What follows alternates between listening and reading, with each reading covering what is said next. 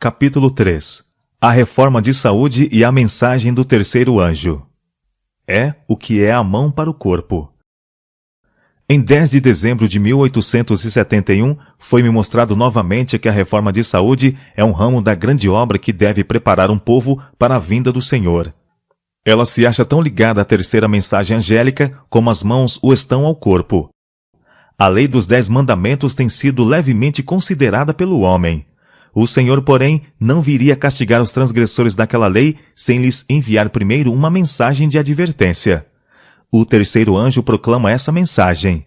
Houvesse o homem sido sempre obediente à lei dos 10 mandamentos, cumprindo em sua vida os princípios desses preceitos, e não haveria o flagelo de doenças que hoje inundam o mundo.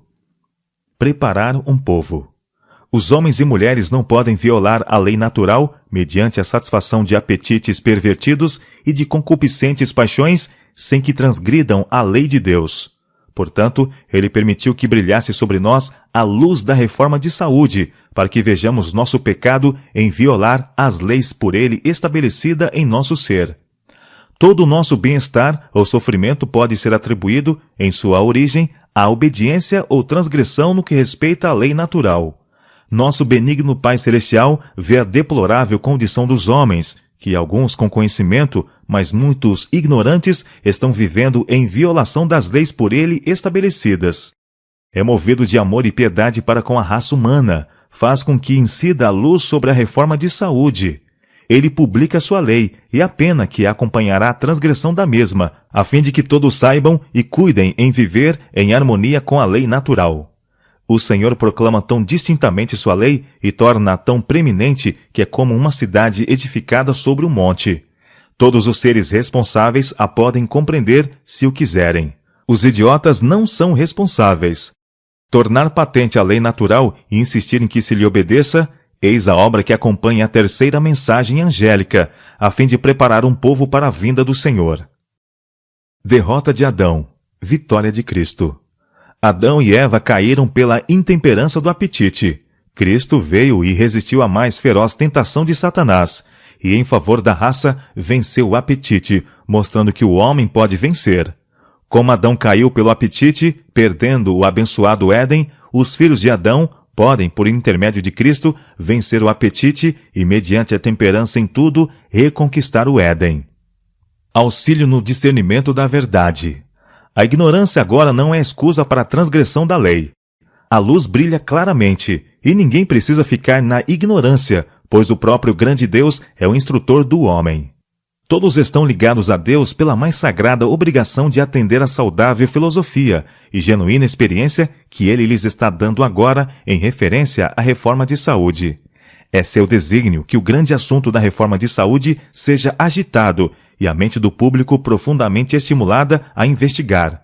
Pois é impossível a homens e mulheres, com todos os seus hábitos pecaminosos, destruidores do apetite e enervados do cérebro, discernir a sagrada verdade, pela qual são santificados, refinados, elevados e tornados aptos para associação com os anjos celestiais no reino da glória. Santificado ou punido. O apóstolo Paulo exorta a igreja: Rogo-vos, pois, irmãos, pelas misericórdias de Deus, que apresenteis os vossos corpos por sacrifício vivo, santo e agradável a Deus, que é o vosso culto racional. Podem os homens, portanto, tornar impuro o seu corpo por pecaminosas condescendências. Não santificados estão inaptos para ser adoradores espirituais e não dignos do céu. Se o homem abraçar a luz que em misericórdia Deus lhes dá com respeito à reforma de saúde, ele pode ser santificado pela verdade e habilitado para a imortalidade. Mas se despreza essa luz e vive em violação à lei natural, terá de pagar a penalidade. Obra típica de Elias e de João. Por anos tem o Senhor estado a chamar a atenção do seu povo para a reforma de saúde. Este é um dos grandes ramos da obra de preparação para a vinda do Filho do Homem. João Batista saiu no espírito e virtude de Elias, a fim de preparar o caminho do Senhor e fazer voltar o povo à sabedoria do justo. Era ele um representante dos que vivem nos últimos dias, a quem Deus tem confiado sagradas verdades para serem apresentadas perante o povo, a fim de ser preparado o caminho para a segunda vinda de Cristo. João era um reformador. O anjo Gabriel, vindo do céu, deu instruções sobre reforma de saúde aos pais de João. Disse que ele não devia beber vinho nem bebida forte e que seria cheio do Espírito Santo desde o seu nascimento. João separou-se dos amigos e ostentações da vida.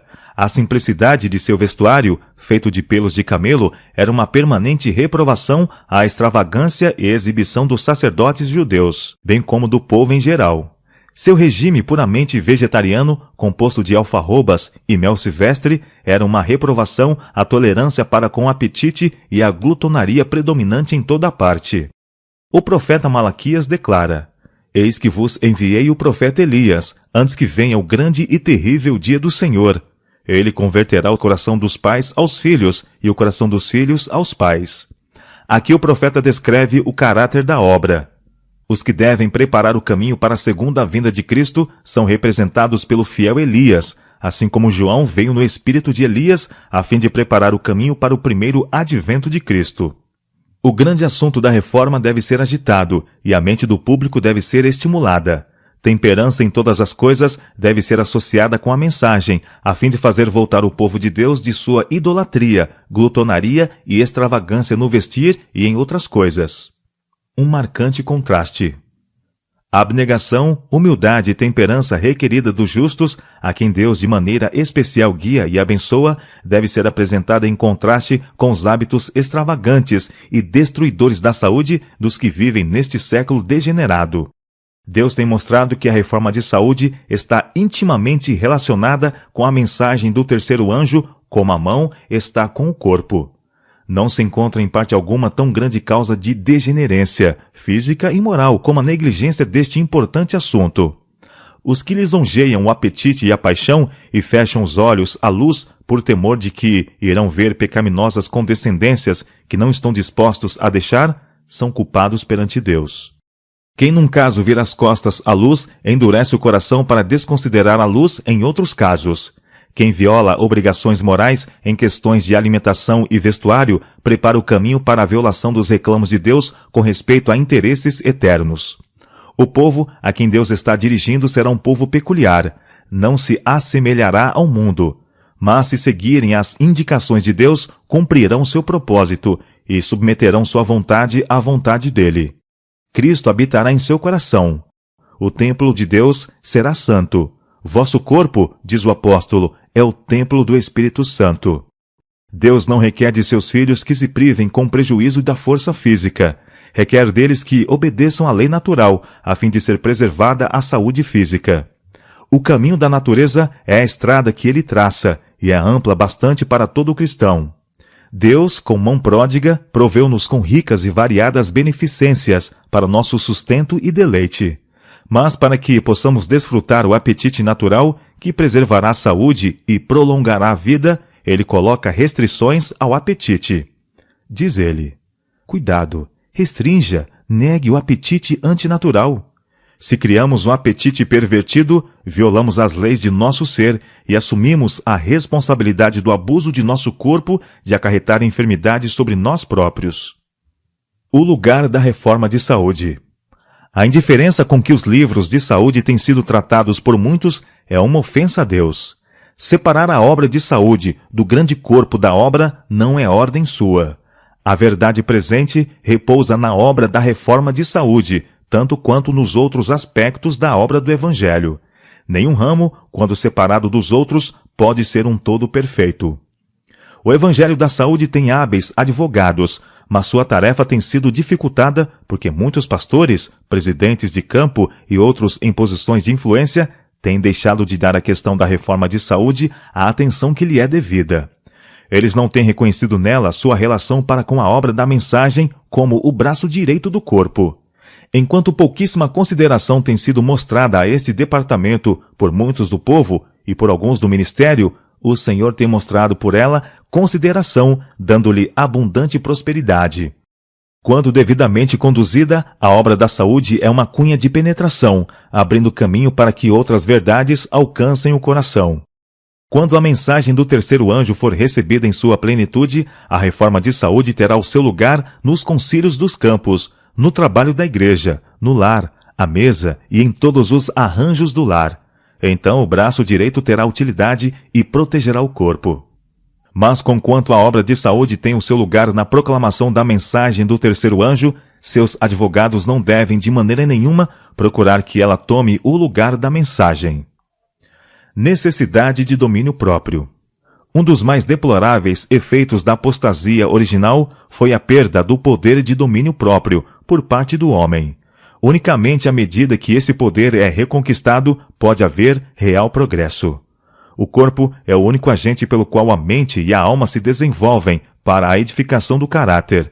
Daí o adversário das almas dirigir suas tentações para o enfraquecimento e degradação das faculdades físicas.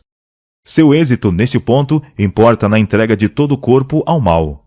As tendências de nossa natureza física, a menos que estejam sob o domínio de um poder mais alto, hão de operar por certo ruína e morte. O corpo tem de ser posto em sujeição. As mais elevadas faculdades do ser devem dominar. As paixões devem ser regidas pela vontade, e esta deve, por sua vez, achar-se sob a direção de Deus. A régia faculdade da razão, santificada pela graça divina, deve ter o domínio em nossa vida. Os reclamos de Deus devem impressionar a consciência. Homens e mulheres devem ser despertados para o dever do império de si mesmos, para a necessidade da pureza, a liberdade de todo aviltante apetite e todo hábito contaminador. Precisam ser impressionados com o fato de que todas as suas faculdades de mente e corpo são dons de Deus e destinam-se a ser preservadas nas melhores condições possíveis para seu serviço. Pastores e povo devem agir em harmonia. Uma importante parte da obra do ministério é apresentar fielmente ao povo a reforma de saúde, em sua relação com a mensagem do terceiro anjo, como parte e parcela da mesma obra. Não devem deixar de adotá-las eles mesmos e devem apresentá-la insistentemente aos que professam crer na verdade. A reforma de saúde, foi-me mostrado, é parte da mensagem do terceiro anjo e com ela tão intimamente relacionada como são o braço e a mão em relação ao corpo humano.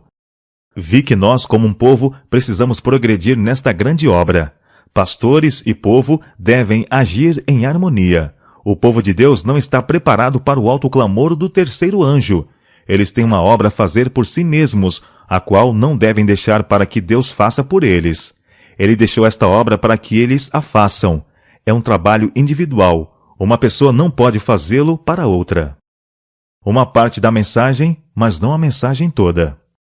A reforma de saúde está intimamente relacionada com a mensagem do terceiro anjo, mas ela não é a mensagem. Nossos pregadores devem ensinar a reforma de saúde, mas não devem fazer disso o tema predominante em lugar da mensagem. Seu lugar é entre aqueles assuntos que promovem a obra de preparação para enfrentar os acontecimentos previstos pela mensagem. Entre esses, ela é preeminente.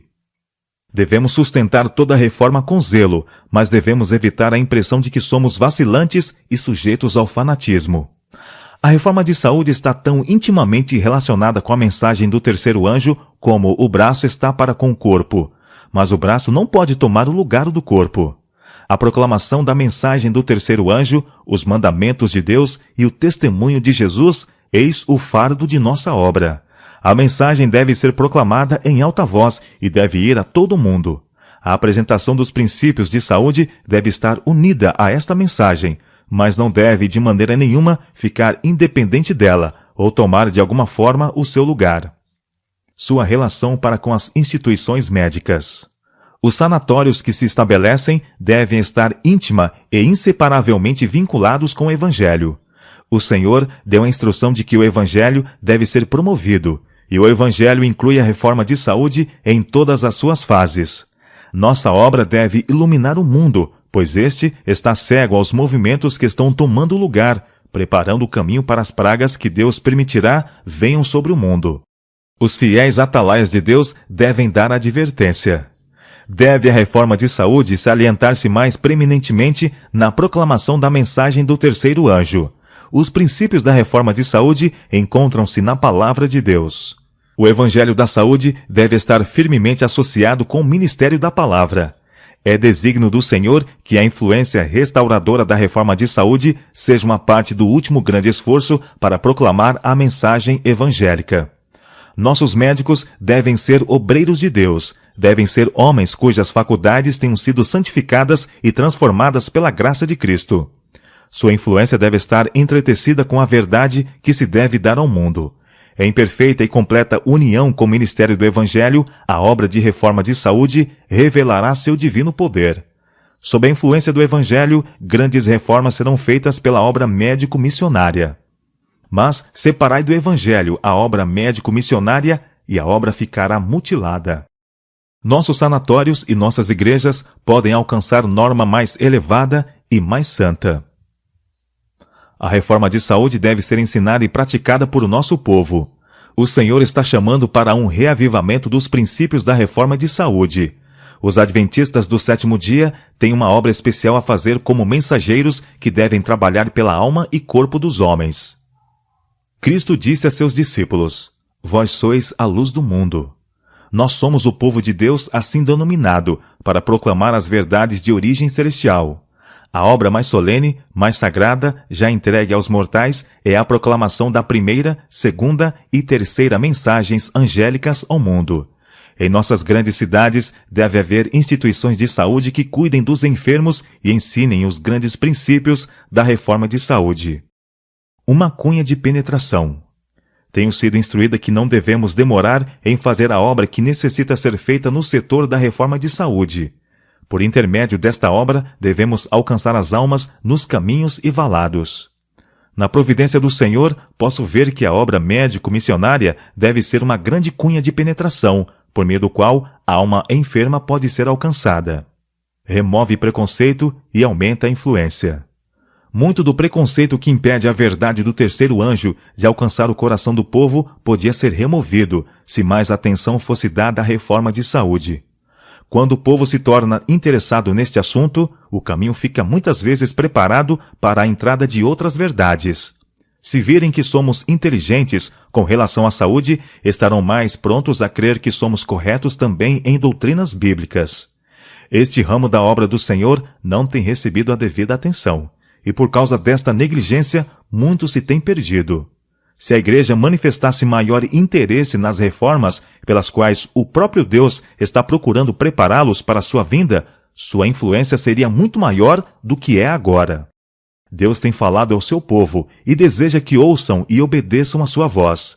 Embora a reforma de saúde não seja a terceira mensagem angélica, está com ela intimamente relacionada. Os que proclamam a mensagem devem ensinar também a reforma de saúde. É um assunto que precisamos compreender, a fim de estarmos preparados para os eventos que estão bem perto de nós, e ela deve ter um lugar de evidência. Satanás e seus instrumentos estão procurando embaraçar esta obra de reforma, e tudo farão para perturbar e sobrecarregar os que sinceramente nela se empenham. Todavia ninguém precisa ficar desencorajado quanto a isto, ou por causa disto cessar os seus esforços. O profeta Isaías assim fala de uma característica de Cristo: não faltará nem será quebrantado, até que ponha na terra o juízo.